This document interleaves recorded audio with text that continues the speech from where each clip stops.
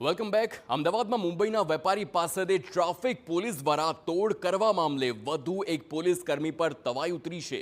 નિકોલ પોલીસે head constable Nagji ચૌધરીની ધરપકડ કરી કોર્ટ દ્વારા તેમના 2 દિવસના રિમાન્ડ મંજૂર કરવામાં આવ્યા। તો અગાઉ ટીઆરબી રાજેશ પટની અને વિશાલ પટની એમ 2ની ધરપકડ કરાઈ। નાગજી ચૌધરી છેલ્લા સવા વર્ષથી ટ્રાફિક પોલીસ સ્ટેશનમાં ફરજ બજાવે છે।